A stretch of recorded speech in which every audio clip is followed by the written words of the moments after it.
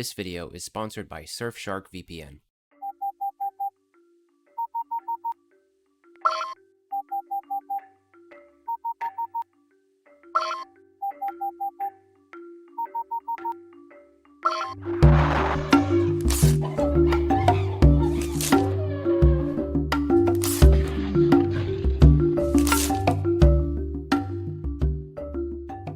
Ladies and gentle soars, welcome to Assessing Survival, the series where we take creatures from both our world and fiction, placing them in different periods throughout history, as well as some fantastical settings from outside of reality. In today's episode, we'll be crossing two different fictional worlds by placing the North American Graboids from the Tremors series under the sand dunes and twin suns of Tatooine from Star Wars, during the height of the Galactic Empire's reign over the galaxy. These guys may be a prolific menace here on Earth, but on a hostile desert planet like Tatooine, they may not have it so easy. I will be using 4 different categories to assess the Graboid's ability to survive. Those categories are environment suitability, strengths and weaknesses, prey items, and threats and competition. These scores will then be added up for a survival assessment score, 1 to 3 being they are unlikely to survive, 4 to 6 being that they can survive but with great to moderate difficulty, and more than 7 being that they will survive with little to no difficulty. And of course, towards the end of the video, we'll speculate on how the Graboids may change or adapt to better suit this new environment. Let's first quickly go over the Graboids' life cycle so we can have a better understanding of their capabilities for this assessment. The first stage is of course the Graboid stage.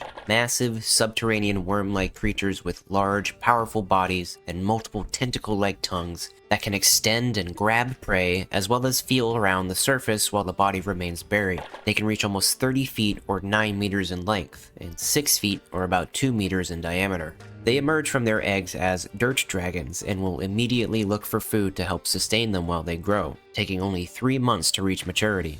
Graboids are highly sensitive to vibrations and use this sense to hunt by tunneling underground and ambushing prey from below. Gestating within the Graboid form are anywhere between 3 and 12 shriekers. These are smaller, bipedal, above-ground creatures that hunt in packs. Once they explode from their Graboid mother, they reach lengths of 2 meters or 6 feet and grow no taller than about 1 meter or 3 feet. Shriekers have infrared vision and are attracted to heat sources. They reproduce asexually, multiplying rapidly by consuming enough food. Following an unknown biological or perhaps environmental trigger, a shrieker will molt into the final life cycle of the Graboids, the ass blaster. Pardon my French. For the sake of keeping that sultry ad revenue, I will be referring to them simply as the blasters or blastermorphs from here on out. They are called this because they use a type of biological jet propulsion method to launch themselves into the air. Blasters will go on to lay eggs that will eventually hatch into new Graboids, thus completing the life cycle. Now, that was an incredibly short summary of a topic that deserves much more detail. For the sake of keeping my own video at a reasonable length, if you'd like to know more about the Graboids and their life cycle, I highly recommend Sci-Fi Safari's video covering them. Now, let's get into the survival assessment. Environment suitability. Now, in terms of weather, the Graboids will have it pretty good. Tremors 1 through 4 all take place in the Badlands of either Nevada or Mexico, where the temperature typically peaks around 104 degrees Fahrenheit in the summer and dips as low as 27 degrees Fahrenheit in the winter. That's 40 to -2 degrees Celsius. Tatooine does not experience seasons, so they won't have to deal with a winter dip in temperature. Surface temperatures on Tatooine's habitable northern hemisphere can reach temperatures of over 130 degrees Fahrenheit or 54 degrees Celsius during the day. While it is mentioned that Tatooine is cold at night, there is no information on just how cold. Whenever we do see Tatooine at night, we don't see characters' breath condense in the cold air, so we can assume it doesn't get nearly as cold as it does in Nevada. On Earth, they're relegated to the few deserts in the world, and on Tatooine, the entire planet is their preferred habitat. Environment suitability score, 10 out of 10. Before we get into the rest of the assessment, I'd like to take a minute to tell you guys about today's video sponsor, Surfshark VPN. Surfshark VPN is an app and browser extension that lets you spoof your device's location to be anywhere on the planet, which allows you to access websites and streaming services as if you were in another country. For example, I wanted to watch the Tremors movie to prepare myself for this video, and if you have Netflix in the US or the UK, you cannot watch the Tremors movie.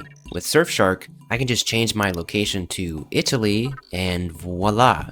You can enjoy that movie and many others that you wouldn't be able to get without Surfshark VPN. Surfshark will encrypt your online activity to help keep your sensitive data secure from any bad actors. Passwords, videos, payment information, that one folder on your desktop suspiciously labeled tapioca pudding recipes, you don't want that stuff getting out there. What sets Surfshark apart from other VPNs is that you can use your account on an unlimited number of devices, so you can use it on your laptop, PC, or mobile device on just one plan. And if you're for some reason not happy with it, that's just fine, because Surfshark has a 30-day money-back guarantee. So if you head on down to the description, click the link to surfshark.deals/madlymesozoic, or scan the QR code on screen now, you can get an extra 4 months off your subscription for free, not only to keep your data safe and make use of a fantastic product, but also to support me and the channel.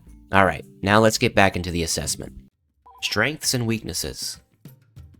Now, because these guys have so many different forms, this is going to be a long one, so let's start with the subterranean form. Obviously, the Graboids have the ability to tunnel through sand and sediment. They can move rapidly underground, using their powerful bodies to move through the earth at 15 to 20 miles per hour, or 24 to 32 kilometers per hour. This makes them very difficult to outrun, as well as take on in a conflict. A Graboid will be able to grab most prey items from beneath before they even have a chance to react. In this form, they have an acute ability to sense vibrations in the ground, allowing them to detect and accurately locate prey from great distances. They are also incredibly strong, being able to pull large vehicles beneath the earth as well as uproot smaller buildings from their foundations. Their incredibly durable hide makes them resistant to most conventional weaponry, often requiring high-caliber bullets or explosives to inflict any real damage. Graboids have 3 tentacles in their mouth that could be mistaken for being their own individual organisms, each ending in their own set of jaws that can be extended as far as 30 feet out of the mouth of the Graboid in order to grab prey and pull them into the maw of their main body.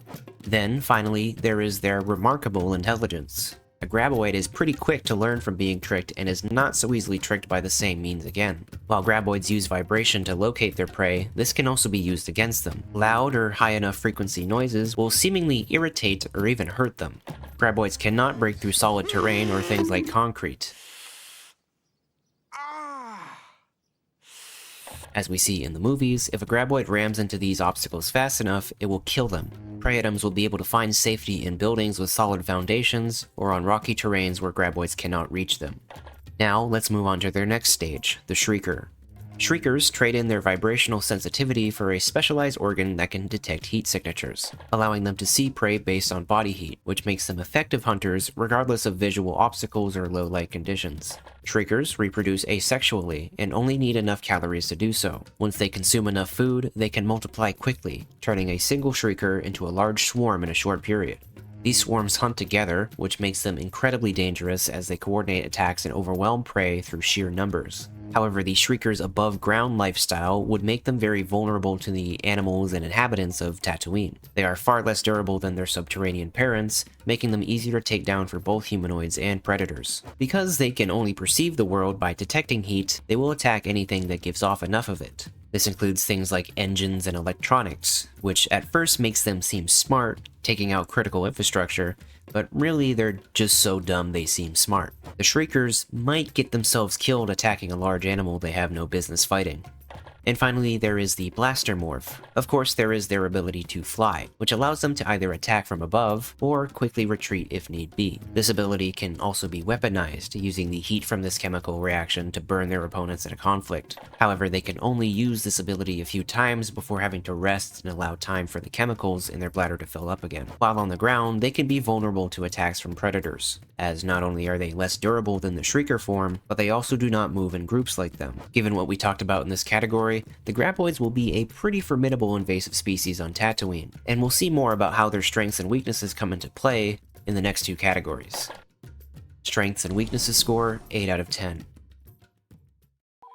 Prey items. Now, there are surprisingly a lot of animals on Tatooine, so I'm going to try and shorten the list down to just the animals that are reasonably well known or have enough information.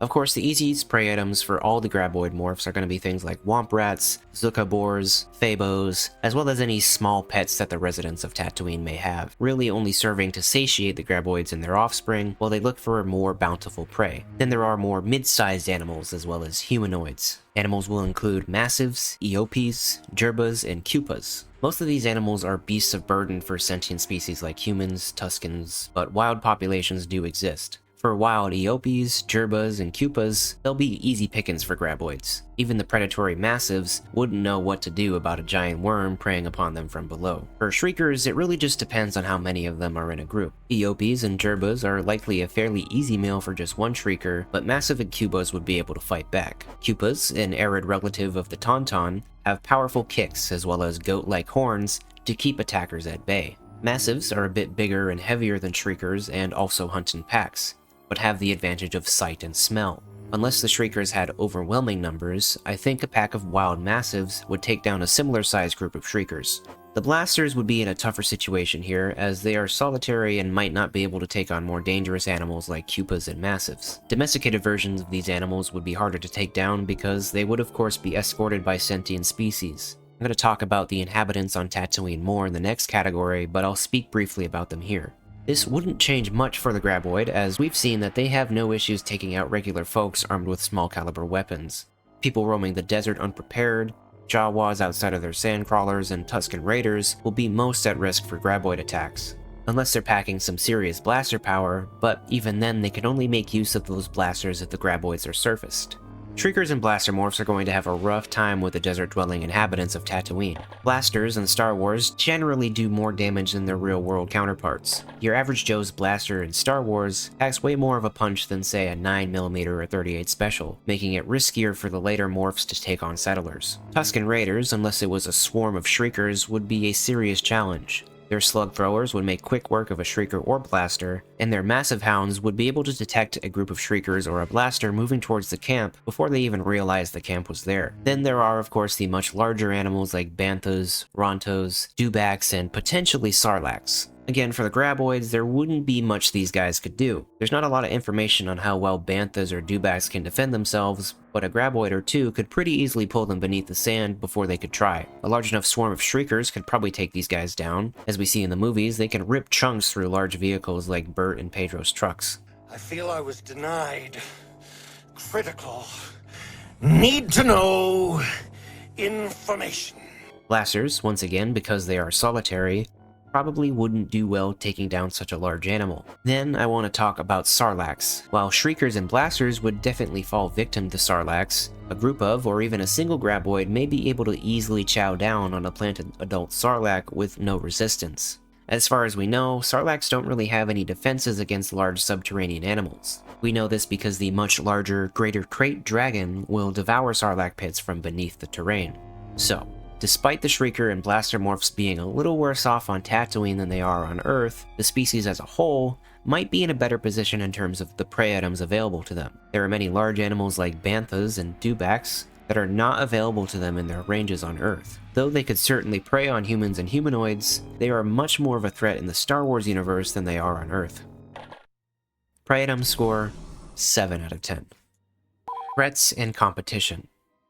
The Graboid species is going to have 3 major threats, as well as limited competition from some other carnivores on Tatooine: Sand Beasts and Sand Demons. Sand Beasts, also known as Sand Apes, are large 6-legged ambush predators that hide beneath the sand and wait for prey items to come close to them, which is sorta similar to our Precambrian friends from Earth. Towering over most humanoid species, these guys would make quick work of Shriekers and Blasters alike. However, with Graboids, the interaction between these two may be rare. Sand Beasts lie completely still in the sand for long periods of time, and Graboids rely on vibrations to locate prey. If they come across a Sand Beast lying beneath the surface, they'll have no reason to believe they're any different from a rock. This would come into play with the Shriekers and Blasters too, as they wouldn't be able to see the Sand Beast through the sand. If the two do get into a conflict, the Sand Beast is a pretty powerful creature. So I think it could go either way. Either Graboids get the jump on the Sand Beast and pulls it beneath the earth before it can react, or the Sand Beast overpowers the Graboid, maybe even pulling it out of the sand. But like I said, I don't think the conflict would be very commonplace given their lifestyles. Then there are Sand Demons, a semi-sentient insectoid species, say that 10 times fast, closely related to the lilac from Ryloth. They can vary in size pretty greatly, anywhere between the size of a human to several times larger than them. These guys also burrow through sand like the Graboids, but can also bore through solid rock. At one point in galactic history, these guys were considered to be the very top of the Tatooine food chain, even hunting greater Krayt Dragons in swarms. But by the time of the Galactic Empire, they became very, very rare. This is presumably because both Jedi and Tusken Raiders would hunt sand demons in order to engage in the Demon's Blood ritual, many thousands of years before the Battle of Yavin. In the off chance that Graboids of any life stage encounter a sand demon, there's a very low chance that they come out on top. Alright, now that those guys are out of the way, let's talk about the heavy hitters. Krayt Dragons, Rancors, and Tatooine's urban settlers. Let's start with Rancors. Of course, we all know about Jabba's Rancor, but there are in fact wild Rancors roaming on Tatooine. Though they're native to Dathomir, Rancors have been spread to many planets throughout the galaxy by means of an exotic animal trade. There are many different subspecies of Rancor that vary greatly in size, but the average Dathomiri Rancor is about 5 meters or 16 feet tall and between 3,600 to 4,000 pounds, or 1,600 to 1,800 kilograms. They possess immense strength and power, being able to rip apart small starfighters and war droids alike. It would be incredibly difficult for even an adult Graboid to pull them beneath the sand. I can honestly imagine a large and strong enough Rancor ripping a Graboid trying to attack it out of the sand and straight body slamming it. Of course, Graboids are also pretty large, being 30 feet long and weighing over 10 tons, but the Graboid isn't a pushover either. I think this fight could go either way, but more so in the Rancor's favor. Shriekers, and especially Blasters, would honestly just be snacks for these guys. Rancors could take on a whole squadron of stormtroopers and tank the blaster fire, which presumably would translate well into taking a swarm of Shriekers. Then there are the Krayt Dragons, both the Canyon Krayt Dragon and the Greater Krayt Dragon. Canyon Krayt Dragons, though smaller than their greater cousin, are still massive. They are on average 10 meters or 32 feet tall, and 30 meters or almost 100 feet long.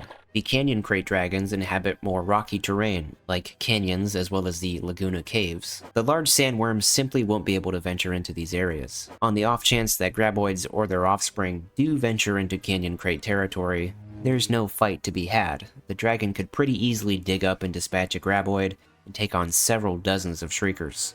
The Greater Krayt Dragon swims beneath the dunes of Tatooine in a similar fashion to the Graboids. As we saw in The Mandalorian, they are gargantuan. They reach lengths of up to 100 meters or 330 feet long, sporting a massive skull the size of a small freighter, able to swallow a bantha whole. I think the Graboids would just become regular prey items for the Greater Krayt, given the massive difference in size and their similar lifestyles. They may even actively look for Graboids and slurp them up like 30-foot-long udon noodles in the sand. Sorry, I would have loved to have said more about an interaction between the Krayt Dragons and the Graboids, but there's really not a lot to be said. Finally, we come to the inhabitants of the cities, towns, or other permanent settlements on Tatooine. Upon their initial introduction, Graboids will wreak havoc on a large scale as the people of Tatooine learn to deal with them, causing millions upon millions of credits worth of damage and potentially killing thousands of people. But it won't be long at all before either the Empire or the Hutts take action. As you can imagine, such damage would make peacekeeping very difficult for the Empire's garrison, as well as take a dip into Jabba's profits. The Star Wars universe is of course much more technologically advanced than ours. They have access to a lot of things that would make keeping Graboids out of cities pretty easy. In the Tremors movies, characters make use of seismoreaders to detect Graboids moving through the soil. Undoubtedly, the Empire or Hutts would be able to acquire or already have something similar. Both organizations would either hire Trandoshan hunters or train military personnel to hunt both Graboids and Shriekers, probably with an emphasis on taking out blasters in order to mitigate their spread. Smaller towns and moisture farmers might invest into trading for Tusken Massives, or bringing in animals like Lurker-hounds from off-world to act as sentries to warn them of any incoming Graboid or Shrieker swarms. But there is an even more efficient tool the people of Tatooine could use to keep them out of settlements, and those are sensor beacons. In Season 3, Episode 5 of The Bad Batch, Clone Force 99 heads to an abandoned outpost on Barton 4, an icy planet inhabited by ice worms, an animal very similar to the Graboids who tunnel through ice instead of sand, and use vibration and noise to locate prey.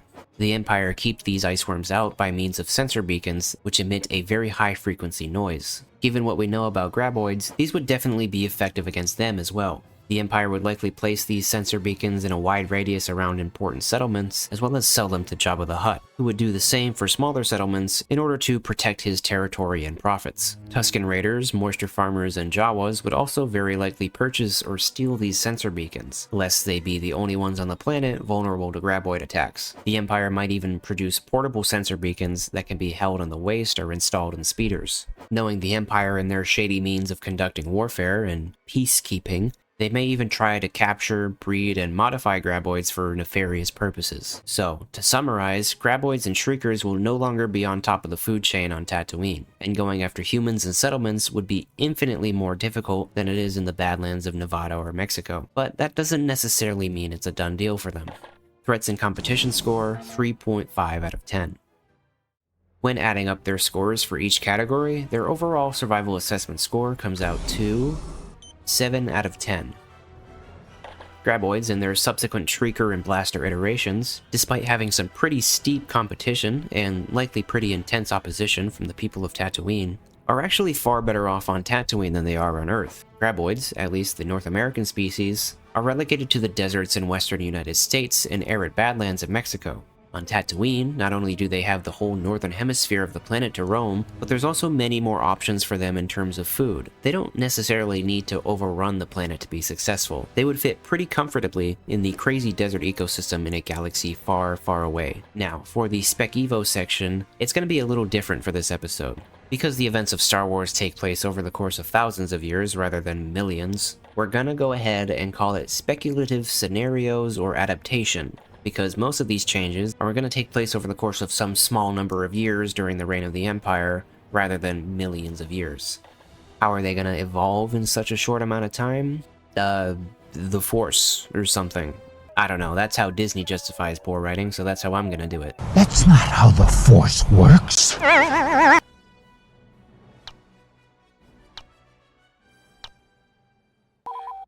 The Sarlacc Tongue Worm.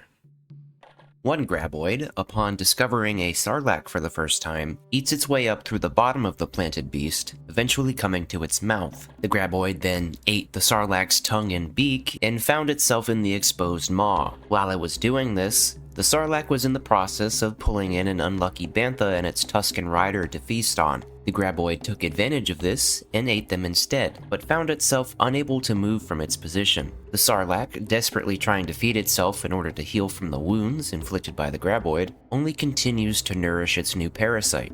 This is a pretty sweet deal for the Graboid. It gets to sit in one place and nourish itself without having to expend any energy.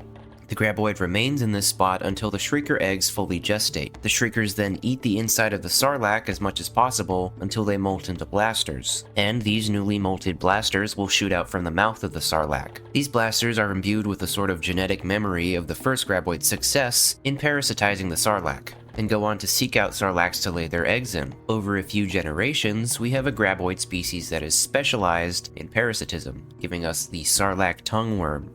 This is of course inspired by the real-world fish tongue-eating louse. These guys trade the scales they once used for digging for retractable spikes that help them better anchor themselves in the mouth of their host after eating their tongue and beak. Their bodies become much longer and more slender in order to reach out of the mouth and grab nearby prey items. In order to extend the amount of time in which they can feed from the Sarlacc, the tongue worm will divert a minimal amount of nutrients to their host through the anchoring spikes. This allows them to take advantage of their host for most of their 20 to 50,000 year lifespan. These guys, while they may be a menace to the Sarlaccs, are largely harmless towards the people of Tatooine and the galaxy at large, which cannot be said for the next species. Hyperblasters. During their initial emergence on Tatooine and subsequent outbreaks in local settlements, some blasters as well as Shriekers found their way into the spaceports and shuttle bays. Their heat-based senses picked up on the fuel reserves of the starships parked in these areas, and they began to rip them up in search of some sort of sustenance. This included the Cluzon 36 stores that allowed these ships to jump into hyperspace. For the blasters, the Cluzon 36 infused with the chemicals in their bladders, and when the blasters took off to flee the scene, they jumped into hyperspace. This unexpected journey took the blasters on a trip to other planets. Did you see that shit? No? What are you listening to? Nothing. Where they laid eggs that hatched more Graboids. The Cluzon 36 seem to have some sort of mutagenic effect on the DNA of these Graboids, as after the subsequent Graboids matured and gave way to Shriekers, only 2 much larger Shriekers came from the Graboid. These much larger variants, called Hyper Shriekers, are almost triple the size of their Earth and Tatooine counterparts. Hyper Shriekers hunt and feast for up to 3 weeks before beginning their molting process. This process can take up to 72 hours, and once it's complete, the cocoon will produce a hyperblaster. Hyperblasters are massive, reaching up to 30 feet or 9 meters in length, and 18 feet or 5.5 meters in height, weighing up to 3,300 pounds or 1,500 kilograms. They are incredibly durable and highly resistant to blaster fire, being able to tank most small arms fire. This is because hyperblasters will immediately begin searching for either parked starships or Cluzon 36 stores, and that means running into large settlements. Most hyperblasters will not get the opportunity to acquire any of the hyperspace fuel during their lifetime, and more often than not, they will lay their eggs on the same planet they were born on. But about 1 in every 100 or so hyperblasters do get a hold of Cluzon 36, and will store as much of it in their bladders as possible before taking off into space, jumping to hyperspeed in order to bring the Graboid invasion to a new planet. In order to mitigate their spread, the Empire has bulked up on security around Cluzon 36 storage facilities as well as spaceports. Most of these facilities are now garrisoned with stormtroopers or Imperial Army personnel equipped with high-voltage firepowers like E-Web heavy repeaters, disruptor rifles, and DF-9 turret emplacements. Imperial fleets in orbit of key planets like Coruscant or Corellia are ordered to regularly check radar and patrol for hyperblasters, and to dispatch them or capture them on site. Hyperblasters have become a regular problem for many planets in the galaxy, but the people of the galaxy have been fairly well educated and are familiar with the protocols for taking care of them. Our next species, or more so scenario, is a little bit more covert. Project World Serpent, or the Zol Sarath. Once the Empire and Hutt Cartel got a hold of the Graboid outbreak on Tatooine, good old Sheev quickly caught wind of the existence of these strange subterranean animals, ordering specimens to be detained and studied by the Imperial Science Bureau. Palpatine believed that these animals could be modified and used as a means of biological warfare against an increasingly exigent rebellion. Using the advanced cloning and genetic modification technology of the Kaminoans, the Imperial Science Bureau worked hard to create Palpatine's new monster, codenamed Project World Serpent. Combining the DNA of many of the galaxy's most dangerous creatures with that of the Graboid, the ISB gave Palpatine his weapon, which he dubbed the Zol Sarath, which roughly translates to Great Serpent in a forgotten darkside language known only to him. The purpose of this hybridized monstrosity was to act as a more covert, biological alternative to the planet-busting power of the Death Star, to be deployed on planets that are either known rebel hideouts or sympathetic towards the rebellion. The Zol Sarath can reach up to 300 meters or 985 feet in length. To give the World Serpent this titanic size, the geneticists spliced their DNA with that of the Krayt Dragon as well as the Exegorth.